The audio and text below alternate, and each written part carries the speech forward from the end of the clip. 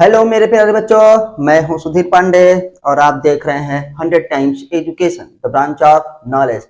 तो बच्चों, इस समय हम पढ़ रहे हैं जो है क्लास 12th की बायोलॉजी चैप्टर नंबर 1, वो भी 100% एनसीईआरटी से।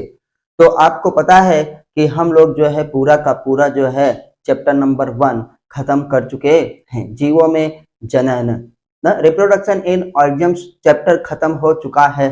आज से हम उसके ऑब्जेक्टिव क्वेश्चंस को करेंगे और उन ऑब्जेक्टिव क्वेश्चंस को करेंगे जो ज्यादातर नीट में आए हुए हैं, जिनकी क्या होती है बेटी, प्रोबेबिलिटी ज्यादा है कि यही आएंगे और वो कई बार आ भी चुके हैं। तो आपसे रिक्वेस्ट है कि प्लीज पूरा वीडियो जरूर देखिए, चैनल को सब्सक्राइब करिए, वीडियो को लाइक करिए। हम लोग जो है पूरा बेटा 5 क्लास में जो है इसके ऑब्जेक्टिव क्वेश्चंस को करेंगे, एमसीक्यूज को, क्योंकि ये बहुत ही जरूरी है। इससे आपको क्या हो जाएगा, चैप्टर एक बार फिर से रिवाइज होगा और जो है पूरी तरीके से याद हो जाएगा बच्चों।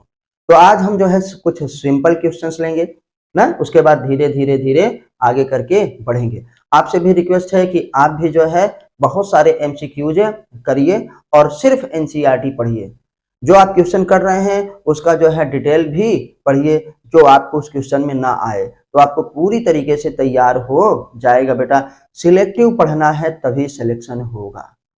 तो सिलेक्शन का मतलब ही है कि सिलेक्टिव पढ़िए, ज्यादा पढ़ने की जरूरत नहीं है, इधर उधर बकवास करने की ना जरूरत नहीं है। तो चलिए बच्चों, हम लोग क्वेश्चन चालू करते हैं। आइए देखते हैं कि हमारे पास पहला क्वेश्चन कौन सा है। तो हमने क्वेश्चन पहले से लिख लिया है कि ताकि आपको बोर्ड में जो है बताने में क्या हो, सावधानी हो न, सुविधा हो और समय कम लगे। तो बेटा हम लोगों का पहला क्वेश्चन है, the period from birth to natural death. ये देखिए क्वेश्चन है, द पीरियड न from birth to natural death है। तो क्या कहा जाता है, कॉल्ड। पहला हमारे पास ऑप्शन है बेटा सेल साइकिल, दूसरा क्या है, लाइफ हमारे पास पीरियड, तीसरा हमारे पास है लाइफ कहा जाता है, चौथा हमारे पास है लाइफ स्पान कहा जाता है। तो बेटा बर्थ से लेकर के नेचुरल डेथ न, प्राकृतिक मृत्यु तक के समय को क्या कहा जाता है, सेल साइकिल नहीं, वो तो कोशिका चक्र है बेटा, जो कोशिका विभाजन के समय होता है। दूसरा कहें लाइफ पीरियड, जीवन क्या होता है हमारे पास न, ये क्या है, पीरियड मतलब समय नहीं। इनका इसमें थोड़ा सा आपको डाउट लगेगा तो ये जल्दी से नहीं करना है, लास्ट तक सारे क्वेश्चंस को, सारे ऑप्शंस को पढ़ना है। ये क्या लाइफ कहलाता है, ये क्या लाइफ स्पान। तो बेटा लाइफ पीरियड और लाइफ स्पान एक ही जैसा लग रहा है ना, तो लेकिन याद रखिएगा करेक्ट आंसर हमारे पास क्या है, लाइफ स्पान। आपने सबसे पहले इस चैप्टर में यही पढ़ा था बेटा। दूसरा क्वेश्चन हमारे पास है, life span of crocodile is. इसका क्रोकोडाइल का लाइफ स्पान में कितना होता है। तो आइए देखते हैं हम लोग, क्रोकोडाइल का लाइफ स्पान 50 ईयर्स पहला ऑप्शन, सेकेंड ऑप्शन हमारे पास है बेटा 90 ईयर्स ना, थर्ड ऑप्शन हमारे पास है 60 मंथ और फोर्थ ऑप्शन हमारे पास है बेटा क्या है, 60 ईयर। तो आपको जैसे पहले से पता होगा कि इसमें करेक्ट आंसर हमारे पास होता है 60। अब 60 के चक्कर में जल्दी से 60 मंथ मत मार दीजिएगा, 60 ईयर इज द क्या है करेक्ट आंसर। सारे ऑप्शन को जरूर पढ़िएगा। तो बेटा कौन सा इसमें, डी वाला ऑप्शन सही है। अब आते हैं, reproduction is a, reproduction is अ, बेटा जो हमारे पास जनन होता है वो किस प्रकार का प्रक्रम है। तो reproduction is a physical process, B में है हमारे पास केमिकल प्रोसेस, सी में हमारे पास है बायोलॉजिकल प्रोसेस और डी में हमारे पास है बेटा फिजियो केमिकल प्रोसेस। तो आप जानते हैं कि क्या होता है, रिप्रोडक्शन हमारे पास न फिजिकल प्रोसेस है न केमिकल प्रोसेस है। ये मत सोचना दिल से होता है केमिकल प्रोसेस है ना बेटा। रिप्रोडक्शन एनसीईआरटी के लाइन में है, is a biological process. Reproduction एक बायोलॉजिकल प्रोसेस है, फिजियोकेमिकल प्रोसेस भी नहीं। आते हैं बेटा हम लोग अब चौथा क्वेश्चन करेंगे। चौथे क्वेश्चन में हम लोग देखते हैं कि life span of N organisms depends upon. आप जानते हैं कि हमारे पास जो लाइफ स्पान है वो किस पर क्या होता है, निर्भर होता है, ये हमको देखना है। डिपेंड्स अपॉन कह रहे हैं किस पर निर्भर होता है, बॉडी साइज पर, पहला ऑप्शन। दूसरा क्या है, बॉडी वेट पर, किसी भी जीव का जीवन काल उसके साइज पर निर्भर करता है, पहला ऑप्शन। कि उसके क्या है बेटा, हमारे पास बॉडी के वेट पर ना, भार पर निर्भर करता है। तीसरा ऑप्शन है डज नॉट डिपेंड अपॉन, क्या है, डिपेंड ऑन बॉडी साइज, ये तीसरा ऑप्शन है। इतना देखिए, डज नॉट डिपेंड्स ना ऑन बॉडी साइज।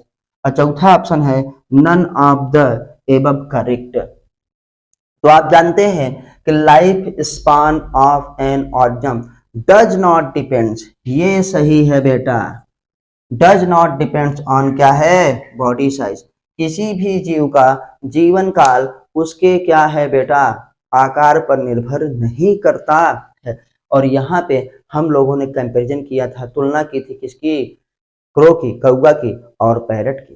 पैरट क्या होता है, थोड़ा सा छोटा होता है और कौवा थोड़ा सा उससे बड़ा, लेकिन पैरट 140 साल जीता है और कौवा 15 ही साल।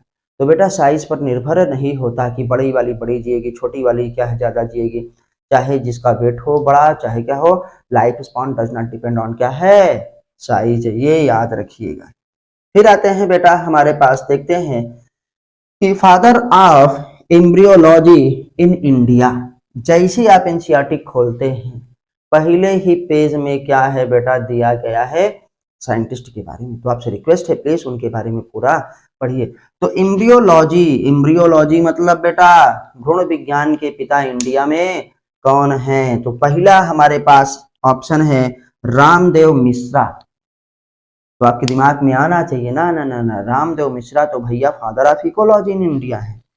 एसएन बोस, एसएन बोस ये भी इंडिया के ही हैं। अगर विदेशी हैं तब तो ऑप्शन हमारे पास और कम हो जाएंगे, 50-50 हो जाएगा बेटा। लेकिन अगर हम बात कर रहे हैं किसकी, एसएन बोस, सत्येंद्र नाथ बोस जिनका पूरा नाम है, इन्होंने क्या दिया था बेटा, फिफ्थ स्टेट ऑफ क्या है मैटर, किसके बारे में बताया था, बोस आइंस्टीन कंडेंसेशन। तीसरा ऑप्शन है हमारे पास बेटा पी माहेश्वरी, और पी माहेश्वरी का मतलब होता है पंचानन माहेश्वरी। बहुत इंपॉर्टेंट क्वेश्चन है बेटा, ध्यान से सुनिए, पंचानन माहेश्वरी। चौथा है जेसी बोस, जगदीश चंद्र बोस। तो बेटा इसमें करेक्ट आंसर आप जान गए होंगे अब तक, कौन है बेटा, पंचानन माहेश्वरी। फादर ऑफ क्या है embryology in India, Panchanan Maheshwari है। चलिए तो हम लोग अब और आगे क्वेश्चन करते हैं। आपसे रिक्वेस्ट है कि प्लीज जिन्होंने चैनल को सब्सक्राइब ना किया हो वो चैनल को सब्सक्राइब जरूर करें, वीडियो को लाइक करें, अपने दोस्तों के साथ शेयर करिए और कमेंट के माध्यम से आप हमको अपने सुझाव जरूर दीजिए। चलिए बच्चों अब हम जो है नेक्स्ट क्वेश्चन को देखते हैं, क्वेश्चन नंबर 6 को। तो क्वेश्चन नंबर 6 में लिखा है कि व्हेन ऑफस्प्रिंग, आप जानते हैं ऑफस्प्रिंग मतलब क्या होता है बेटा, प्रोजेनी, प्रोजेनी बोले तो संतान। तो ये देखिए when offspring produce by single parents, single parents it's called, ये क्या कहा जाता है। ऑप्शन पहला है हमारे पास ए वाला जिसमें लिखा है सेक्सुअल रिप्रोडक्शन। ऑप्शन बी क्या होगा, ए सेक्सुअल रिप्रोडक्शन। ऑप्शन बेटा हमारे पास है सी वेजिटेटिव रिप्रोडक्शन, और ऑप्शन डी है both B and C correct. तो आइए देखते हैं कैसे, थोड़ा इसके डिटेल पे चलते हैं। सेक्सुअल रिप्रोडक्शन उसे कहते हैं बेटा when offspring produced by two opposite sex, मतलब एक मेल हो और दूसरा क्या हो, फीमेल हो। इसमें लिखा है सिंगल पेरेंट्स ना, तो मतलब ये चीजें सही नहीं है। अब आते हैं बेटा हमारे पास ए सेक्सुअल रिप्रोडक्शन। तो ए सेक्सुअल रिप्रोडक्शन उसे कहा जाता है व्हेन ऑफस्प्रिंग या प्रोजेनी क्या है प्रोड्यूस बाय सिंगल पेरेंट्स, तो कॉल्ड क्या है ए सेक्सुअल रिप्रोडक्शन। मतलब उसमें मेल और फीमेल क्या कोई भी कंसेप्ट ही नहीं होता है। आते हैं और उसमें बात करते हैं बेटा वेजिटेटिव रिप्रोडक्शन सी, तो ये भी सही है। क्यों, क्योंकि आप जानते हैं vegetative reproduction is a type of क्या है ए sexual reproduction because new organisms क्या है डेवलप फ्रॉम क्या है सिंगल पेरेंट्स। एक ही जनक के द्वारा होता है। जैसे हम लोग क्या कहते हैं, मोस्ट ऑफ द हमारे पास जो हायर प्लांट्स हैं उसमें हम कमल काट देते हैं, उसकी हम डाली लगा देते हैं ना, उसके हम रूट्स को लगा देते हैं, राइजोम्स को लगा देते हैं, स्टेम को लगा देते हैं। तो इन सब से क्या है, नया ऑर्गेनिज्म क्या है, नया प्लांट डेवलप हो जाता है। तो बेटा वेजिटेटिव रिप्रोडक्शन आल्सो क्या है, एसेक्सुअल रिप्रोडक्शन। तो इसमें क्या होगा, hence both option B and C क्या है, करेक्ट। तो बेटा ये भी सही है, ये भी सही है, लेकिन हमको ऑप्शन करना है। तो ऑप्शन में हमारे पास कौन सा ऑप्शन इस समय सही हो रहा है, देखो कौन सा, डी वाला। क्या है बेटा, डी वाला, जिसमें लिखा है बोथ बी एंड क्या है, सी। क्या बेटा, बी एंड क्या है, सी इज द करेक्ट आंसर। तो ऑप्शन आपका कौन सा सही हुआ, डी, याद रखिएगा, क्योंकि आपको ऑप्शन भरना है। तो बेटा याद रखिए। फिर आते हैं term clone is used to describe. आप याद करिए टर्म क्लोन किस में आया था, क्लोन किस में बनता है, क्लोन ए सेक्सुअल में बनता है, सेक्सुअल में नहीं। तो हम क्या कहते हैं बेटा, अब आते हैं कि क्लोन होता क्या है, मार्फोलॉजिकली क्या है बेटा, हमारे पास है सिमिलर इंडिविजुअल्स। तो यहाँ पे मार्फोलॉजिकली सिमिलर नहीं लिखा है, याद रखिएगा, मार्फोलॉजिकली थोड़ा सा ये लिखना यहाँ पे जरूरी है कि क्लोन होता क्या है, मार्फोलॉजिकली सिमिलर इंडिविजुअल्स। क्या होगा बेटा, सिमिलर इंडिविजुअल्स होता है, ये सही है। लेकिन जेनेटिकली क्या है, सिमिलर इंडिविजुअल, ये भी सही है। मतलब दोनों को मिला करके ऑप्शन क्या है, थर्ड सही है। क्लोन हम उसे कहते हैं जो मार्फोलॉजिकली एंड जेनेटिकली क्या हो, सिमिलर हो टू इट्स पेरेंट्स, अपने जनक के हूबहू क्या हो बेटा, समान हो ना। जैसे शक्तिमान में आपने देखा था, तो आप जानते हैं डॉली नाम की क्या है, हमारे पास भेड़ भी क्लोन बनी थी, हूबहू जो वैसे हो, कहा आनुवांशिक रूप से भी और आकार के रूप से भी। तो इसलिए कौन सा ऑप्शन बेटा हमारे पास सही है, ऑप्शन इसमें सही है सी वाला, कि बोथ ए एंड क्या है, बी, दोनों सही। फिर आते हैं बेटा हमारे पास एक क्वेश्चन और है, जिसे 8वां क्वेश्चन हम कहते हैं ना, बाइंडी फ्यूजन अकर्स इन। बाइंडी फ्यूजन किसमें होता है, बाइंडी फ्यूजन हमारे पास आप जानते हैं एक प्रकार का फ्यूजन है, कोशिका विभाजन है। और कोशिका विभाजित होकर के क्या है, दो सजीव बना ले, जिसमें इक्वल क्या हो, डिवीजन हो, और दो के दोनों क्या होता है हमारे पास नए सजीव में क्या हो, बदल जाए। तो आप जानते हैं कि एक ही जनक से हुआ तो बाइंडी फ्यूजन भी एसेक्सुअल रिप्रोडक्शन है ना, और किसमें होता है, ये आपको एग्जाम्पल है। तो बेटा एनसीईआरटी का एग्जाम्पल जरूर याद रखिए, एनसीईआरटी में जो दिया गया है बस वही एग्जाम्पल पूछा जाएगा। तो कहते हैं बाइंडी फ्यूजन अकर्स इन, किसमें होता है बेटा, अमीबा में, हाँ अमीबा में होता है। पैरामीशियम में, हाँ पैरामीशियम में होता है। यूग्लिना में ना, यूग्लिना में नहीं होता है। और चौथा ऑप्शन हमारे पास है बोथ क्या है, ए एंड बी, करेक्ट। तो याद रखिएगा बाइंडी फ्यूजन केस में होता है, अमीबा पैरामीशियम दोनों में होता है, जिसमें एक सेल क्या है, दो बराबर भागों में क्या होती है बेटा, विभाजित हो जाती है, और दोनों के दोनों जो है भाग एक नए सजीव में बदल जाते हैं। तो उसे हम लोग क्या कहते हैं, बाइंडी फ्यूजन कहते हैं। अमीबा पैरामीशियम दोनों में ये होता है। तो आइए बच्चों हम लोग अब करते हैं नेक्स्ट क्वेश्चन। चलिए बच्चों ये नेक्स्ट क्वेश्चन भी हम लोग देख लेते हैं। क्वेश्चन ध्यान से देखिए, बहुत ही इंपॉर्टेंट क्वेश्चन है। तो बेटा हम देखते हैं नेक्स्ट क्वेश्चन हमारे पास है, बडिंग अकर्स इन। तो अभी हमने देखा था ना कि बाइंडी फ्यूजन किसमें हुआ था, तो अब क्या होगा, बडिंग किसमें होता है। बेटा अभी हम लोग नॉर्मल क्वेश्चन कर रहे हैं, जिससे आपकी प्रैक्टिस हो जाए, तो थोड़ा कॉम्प्लेक्स क्वेश्चन पे हम लोग चलेंगे। तो बेटा बडिंग अकर्स इन किसमें होता है, बडिंग ईस्ट में, हाइड्रा में ना, कि बोथ ए एंड बी, और किसमें, चौथा ऑप्शन है डी वाला, नन। तो बेटा आप जानते हैं बडिंग ईस्ट में भी होता है, हाइड्रा में भी होता है, इसलिए ऑप्शन क्या मारेंगे, सी, क्योंकि सी में लिखा है बोथ ए एंड क्या है, बी। तो बेटा ऑप्शन सी क्या है बेटा, करेक्ट है। अब अभी बडिंग के बारे में ही हम लोग पढ़ रहे हैं, ताकि बडिंग अच्छे से हम लोगों को तैयार हो जाए। आइए नेक्स्ट क्वेश्चन देखते हैं बेटा। ये सेल्फ क्या है, मॉडिफाइड क्वेश्चन है, इसलिए बहुत ध्यान से देखिए। ताकि अभी प्रयास करवाया जा रहा है कि आपको एनसीईआरटी की लाइन टू लाइन याद हो जाए।